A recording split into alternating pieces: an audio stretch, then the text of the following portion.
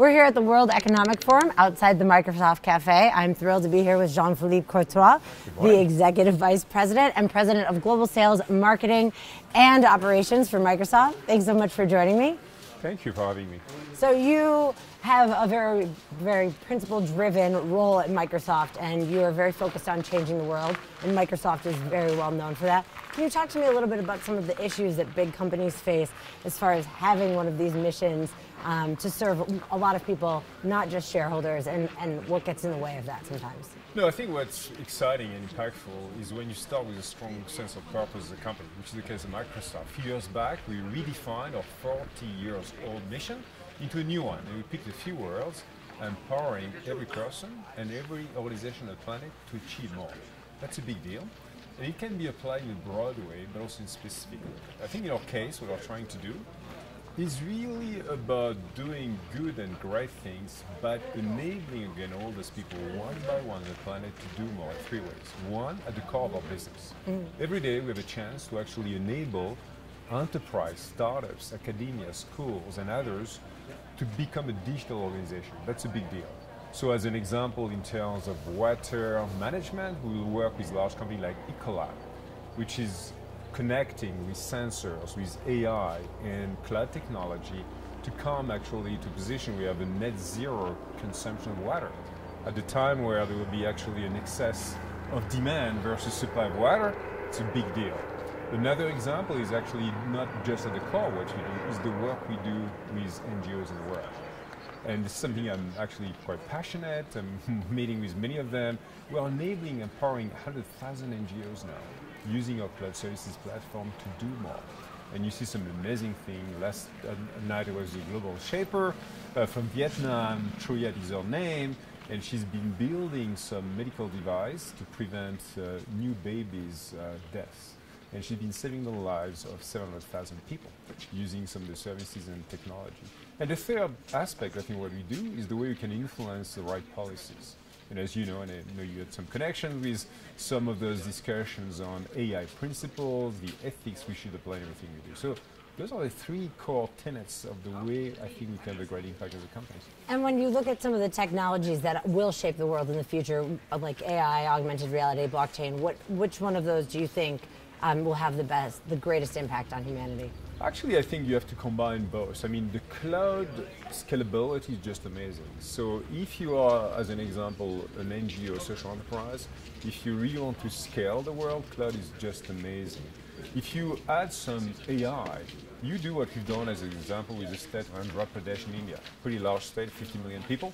And one of their big issues is actually why kids are dropping from schools, which actually is the same issue in the US, in Europe. And what we did with some AI and machine learning, we could actually understand the root causes. And by doing that, we've been able to help the policymakers to apply the money in the right place, and we've been reducing drastically the number of kids dropping from school. So you combine AI and cloud, you can do some amazing things, not just for the business, for the economy, but for society as well. And Microsoft is definitely not a nonprofit organization, so how do you balance that purpose with, what your responsibilities are to shareholders?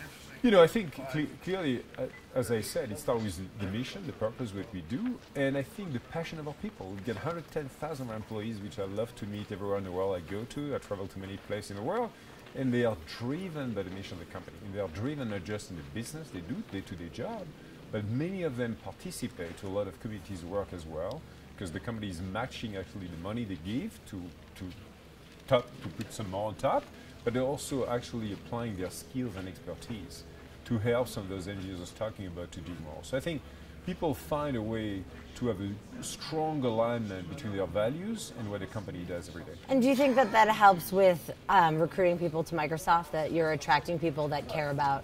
Oh, big time, because not only people are passionate about technology, but more importantly, they are passionate about what technology can do for people, so that those people can actually achieve more. And that's what our people get excited about every day. And what about any initiatives inside Microsoft as far as managing people that you're really excited about? Overall, I would say the way I think about our people is, and the people leadership is a positive leadership. To me, the positive leadership is the way we really bring the company into what I'm calling the positive economy. Positive economy is when you really partner between businesses, large organizations, policymakers, governments, but also NGOs to achieve a better world and really respond to the big needs of humanity when it comes to hunger, water scarcity, poverty, refugees, and more.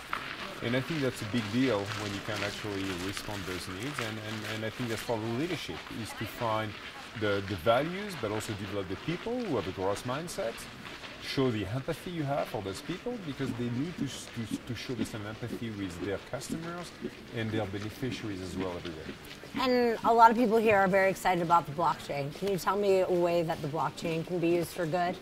Yeah, blockchain is really an exciting technology because it's actually providing both transparency but also agility in the contractual relationship that any organization should have.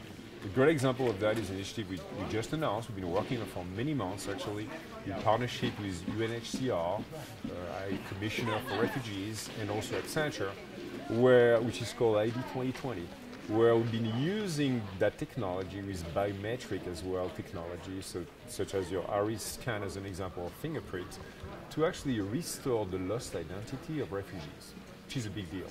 So basically it means we are able now to allow up to 1 billion people on the planet, because it's not just refugees, actually women, children, who don't have the physical proof of evidence of who they are. And with that, you can do some magics, because you can open the door to all kind of healthcare, educational services to those people on the planet. So that's a cool example of blockchain in action for the society. Absolutely. And you've been with Microsoft for 30 years. Yeah. So is there anything that you've learned from Bill Gates as far as better capitalism or how to make the world a better place? Oh yeah, very early on, working with Bill so many years back, he was so passionate about, starting with the mission of the company, putting a PC on every desk in the office was all about democratizing actually access of information for people, which is empowering. And then of course the work is done with the foundation, which has been amazing. So the passion, the determination to understand deeply the causes and the way you can apply technology, and of course an ecosystem of partnerships to crack the code in a good way for society. Amazing learning and lessons from Bill still today, actually. And finally, I know you're really passionate about social entrepreneurship. Do you have any advice for people that want to find success in a way that contributes positively to the world? Yeah, I'm very passionate. I've been even creating my own foundation called Live for Good, which mission is really to enable youth from all walks of life through social entrepreneurship and digital. And I think what I would communicate to people, if you are really keen in helping the world, you could spend so much quality time in terms of coaching, learning, providing great energy to the social entrepreneurs. Social entrepreneurs are people who have amazing passion to do good. They just need some help, some coaching, some tools to scale and have an impact. And I think we are privileged to have such an impact in our jobs. So sharing a little bit of our time, energy, monies as well, to get them going, that's a great thing to do.